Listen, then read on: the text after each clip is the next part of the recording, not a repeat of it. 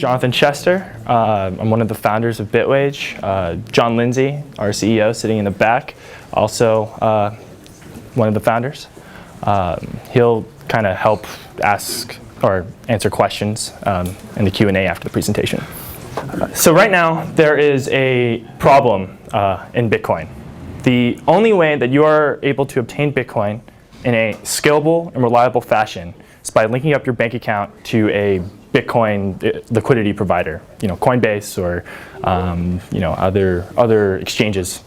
So, this carries several implications right now because Bitcoin is touting itself as competition to the banks, and yet we are still required to use them to obtain Bitcoins in a scalable, reliable way. So the two implications are for the unbanked.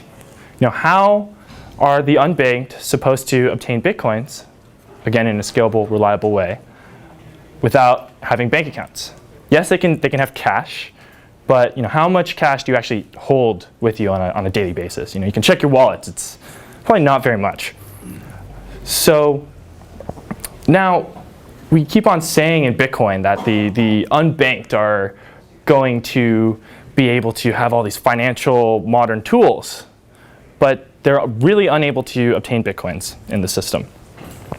The next implication, is the idea that Bitcoin is going to cause competition, the much needed competition on banks for their monopoly on scalable, riskless, and liquid ways to hold your money. You can look at gold. Gold is not very liquid. You can look at dollars or cash, and that's not very scalable. So right now, they have a monopoly. They have no reason to innovate, to give back to the consumers for putting their money into their bank accounts. So how do you solve these problems? Well, let's look at the financial loop. Right now, you have a user. User has Bitcoins. Employee has Bitcoins. They want to buy a good, a service. They send the money to a merchant. Now the merchant only has three things to do with these Bitcoins. The first is that they can use it on a small scale for goods and services. The next is that they can hold it for investment. And the third is that they can turn it back into dollars or their fiat currency. At no point does the Bitcoin go back to the employee. So this now requires a banking intermediary. The bank has to be put into the cycle, and it causes all these inefficiencies. It makes it that Bitcoin cannot be truly autonomous from the banking sector. So again, how do you fix this? If you couldn't figure out where I'm going, it's Bitcoin payroll. Now you are able to give money or send Bitcoins to the unbanked in, again, a scalable, reliable way. And when you have technologies, such as 37's coins SMS system, these unbanked now have the ability to actually engage in the digital marketplaces, have the ability to actually, engage and use the Bitcoins to encourage more for economic development. The other implication, is now Bitcoin is totally autonomous. Now there's actually competition for banks. There's no need at all to have a bank account, because now that the money can flow from employee to employer and back to the employee, you don't need to have a bank account. And now you have this fully autonomous system, and it will force the banks to have to innovate, to have to give more back to the consumer so that you put your money into the bank accounts. Because in the long run, why would you put your money in a checking or a savings account when it's a lot faster, a lot cheaper, a lot easier in Bitcoin, and then the value of your money is actually going up over time instead of down? Seems pretty obvious. So I guess one thing to think about when you take banks out of the equation, when you take banks out of payroll, what does that mean? What does it mean for the future of payroll when you take the banks out? Well, there's really two things that I want to talk about. The first is international payroll. Right now, the only way to pay your employees, well, before I get to that, the way that you are an employer with 20, 30 employees and you're trying to build a website, trying to build some sort of graphic design model, something like that. You go to India or some other country and you hire someone for cheap. It's not actually easy to pay them. It's not like you go on the internet, you go to an app, you click a button and go, boom, it's done. It's not like that. The employer actually has to navigate this process, have to figure out how to spend the money from place A to place B. And what this often means is that it's got to go from bank 1 to bank 2 to maybe bank 3 or bank 4, depending on where the person is. And as you all know, this tacks on countless fees and lags the time every single bank transfer that it goes. And so on average, you end up losing 4 to 6 days, $45, 2 to 3% on the exchange. So, this is a lot of money. You're paying this Indian graphic designer $1,000. This is almost 10% of that pay. So that's enough money for these people to eat, for their family to eat for several days, and you're taking that away from them. And this is just like a U.S. to India interaction, right? If you start going to more quote unquote high risk areas, we spoke with a business in Bolivia, and they said that in order to do the payroll, they would lose 30% on banking fees. And so this is astronomically high. So then the thought is, what if you could, have the employer have Bitcoin, have the employee receive Bitcoin. Obviously, the time goes down, the costs go down, everything's good. It's basically free, 10 minutes. And it's a lot easier for everybody. But what if the employer could just put in dollars? The employee could just receive, the Indian employee would get rupees on the other end. And instead of using the banks to facilitate that, you have Bitcoin, the payment protocol, facilitating this transaction. So now you still have the advantage of, within 24 hours, the payment goes through.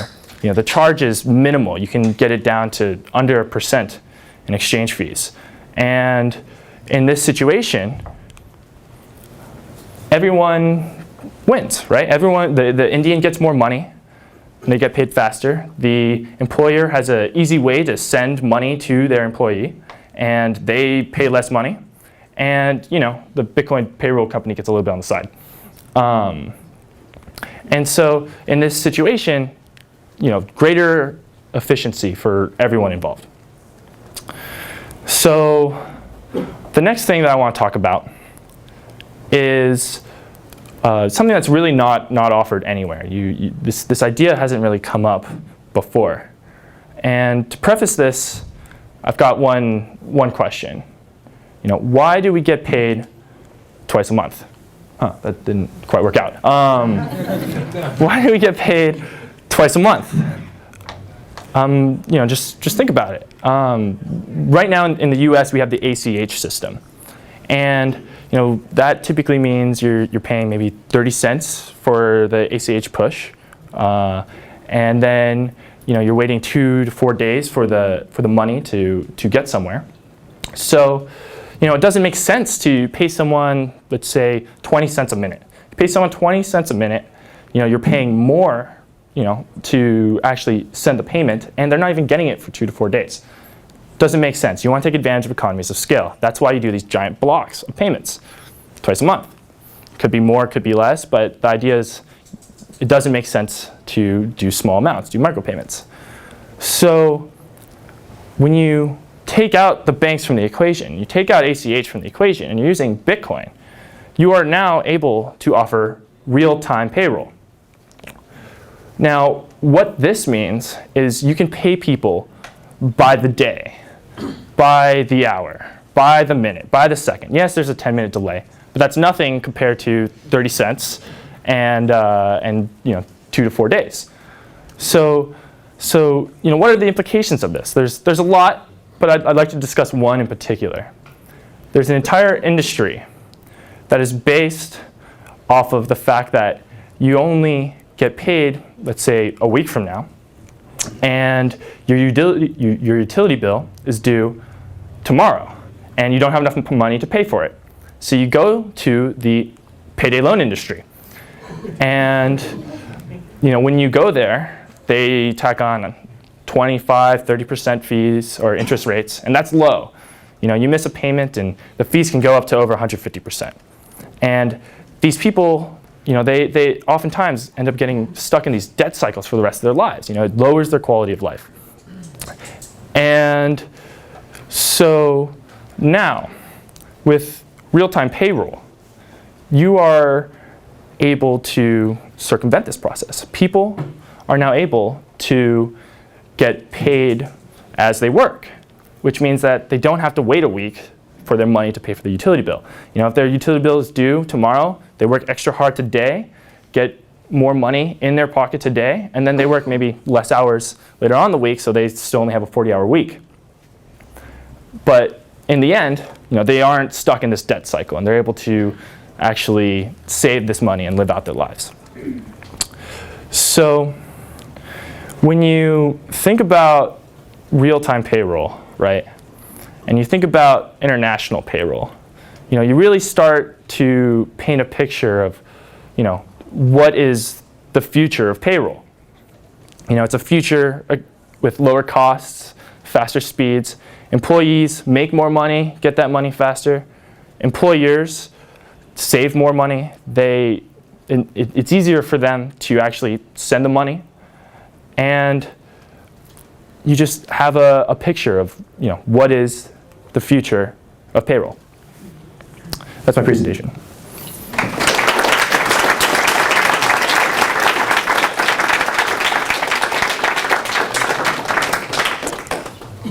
So we can do a couple of questions if anyone has any.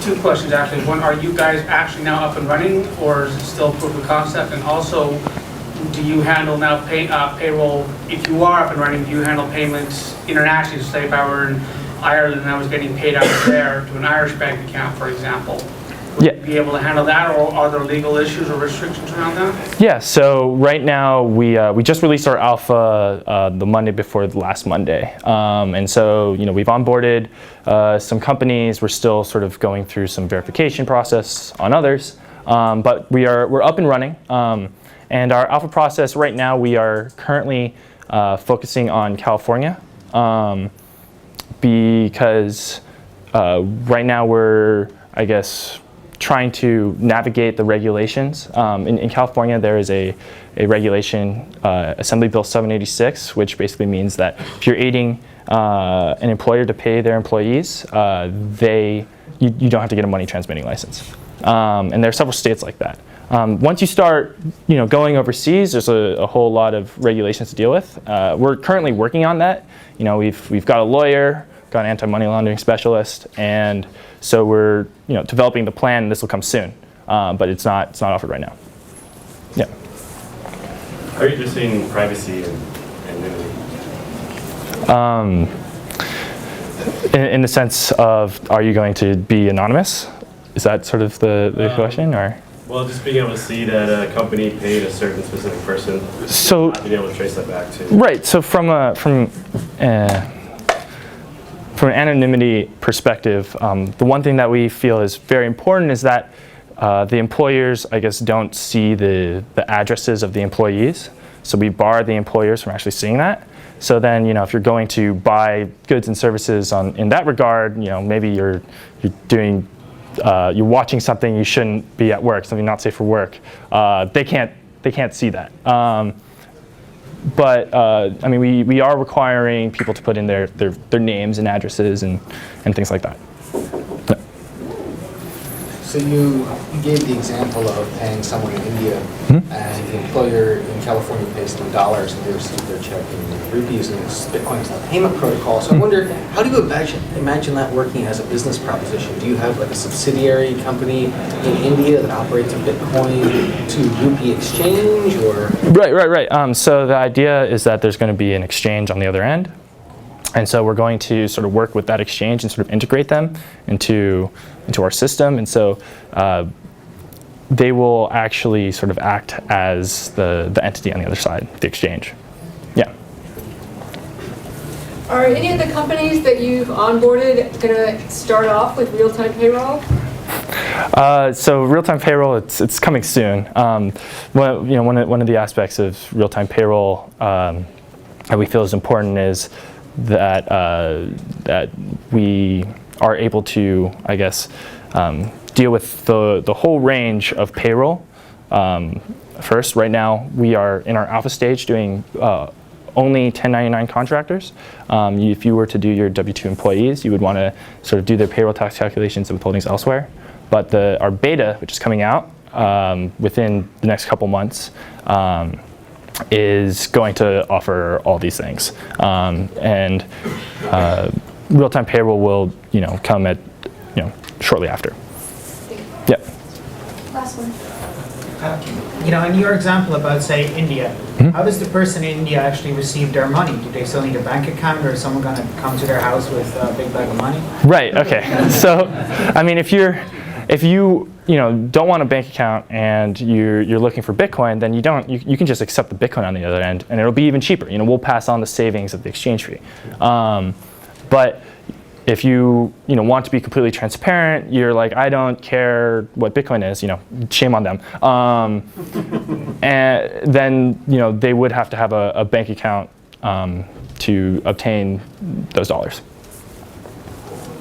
Thank you. Mm-hmm.